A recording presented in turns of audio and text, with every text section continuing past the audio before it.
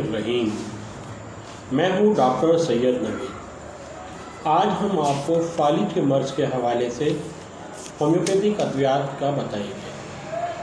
فالج کی مختلف علامات ہوتی ہیں، جن میں نچلے تھڑ کا فالج ہوتا ہے، چہرے کا فالج ہوتا ہے جسے لکوہ کہا جاتا ہے، اور جس میں سر سے پاؤں تک نصف جسم کا بھی بیکار ہو جانا فالج کہلاتا ہے۔ عضو معروفہ معطل اور بیکار ہو جاتا ہے، جس سے جسم سے سر سے لے کے پاؤں تک انسان معذور ہو جاتا ہے۔ کبھی مرض سختی کے ساتھ یکایک فالج ہو جاتا ہے تو کبھی ابتدا میں محض درد سر ہوتا ہے یا منفی وغیرہ ہوتا ہے۔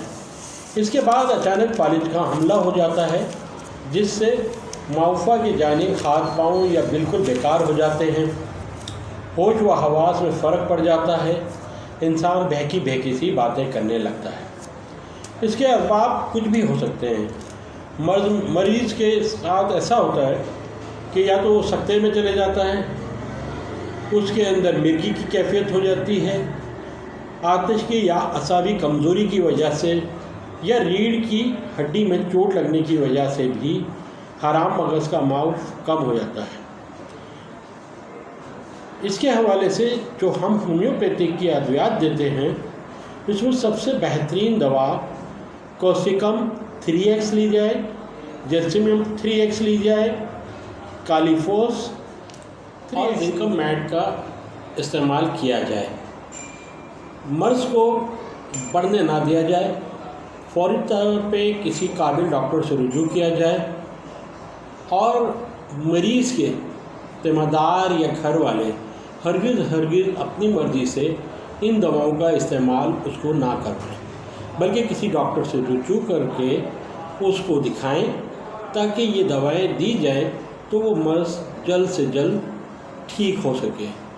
اس میں جتنی دیر کی جائے گی، مریض مزید فالج میں زیادہ سے زیادہ آگے بڑھتا جائے گا اور مرض لا علاج ہو جائے گا۔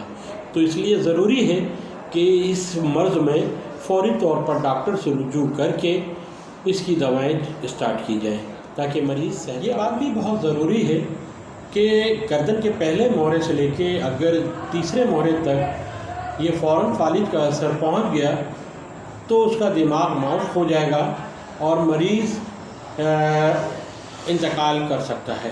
اسی طرح اگر یہی حملہ فالج کا مریض کے بائیں جانب دل کی طرف گیا تو وہ بھی دل بند ہو جائے گا اور اس طریقے سے مریض خالق حقیقی سے جا مل سکتا ہے۔ اس لیے مریض کے ذمہ دار اور گھر والوں کو چاہیے کہ کسی اچھے ڈاکٹر سے رجوع کر کے جو ان دواؤں کی مقدار اور اس مریض کی علامتوں کو دیکھتے ہوئے اس دواؤں کو منتخب کر کے اس کو دی جائیں تاکہ فوری طور پر اس کا علاج ہو سکے اور وہ صحت یاب ہو جائے۔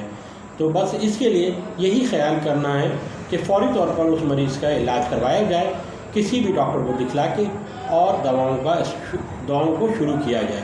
شکریہ۔